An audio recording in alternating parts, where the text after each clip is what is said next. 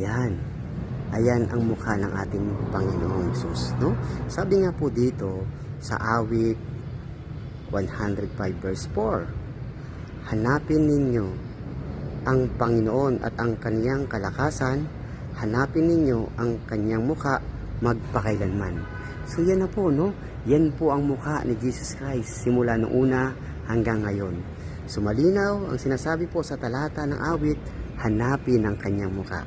And sabi dito sa awit 27:8 o 27 verse 8, nang iyong sabihin, hanapin ninyo ang aking mukha, ang aking puso ay nagsabi sa iyo, ang iyong mukha, Panginoon, ay hahanapin ko.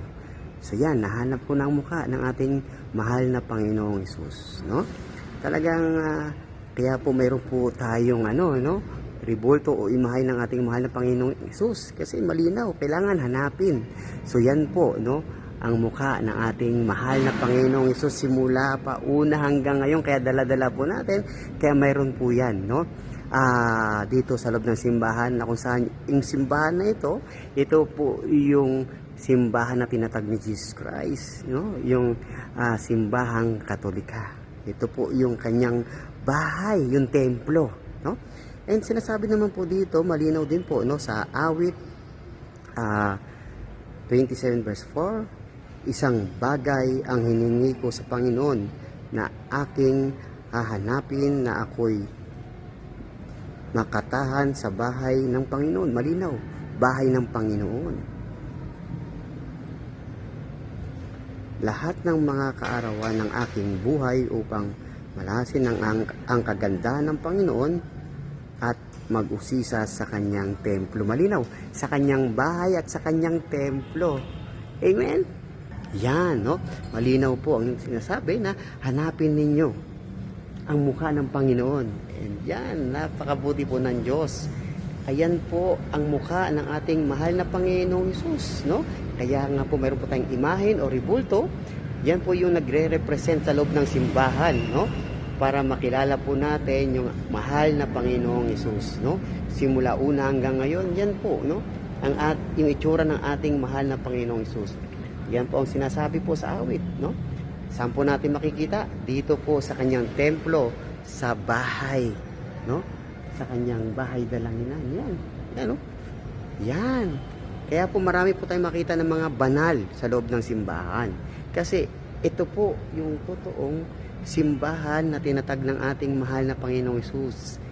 And of course, makikita nyo po sa loob ng simbahan yung muka ng ating mahal na Panginoong Hesus. Kaya nga sinasabi malinaw, hanapin ninyo yung muka ng ating mahal na Panginoong Hesus. Yan po siya, no? Amen? Amen.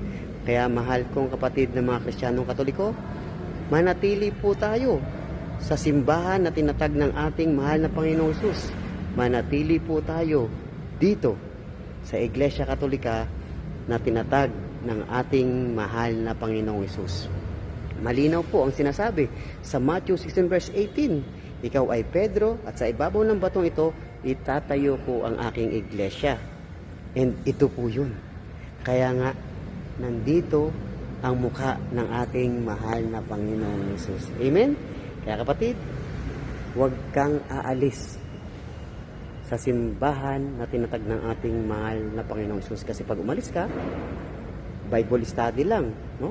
Ang mayroon ka dun sa ibang pananampalataya. Pero dito sa simbahan na tinatag ng ating mahal na Panginoong Hesus, ito po ang banal na misa na kung saan sa banal na misa, tuwing attend ka, matatanggap mo ang katawan ni Kristo na nagbibigay ng buhay na walang hanggan, na wala yan sa mga protestante. Kaya please, manatili po tayong cute, Catholic until the end. Bye-bye, love you all, spread love. Yan po ang mukha ng ating mahal na Panginoong Hesus. Amen.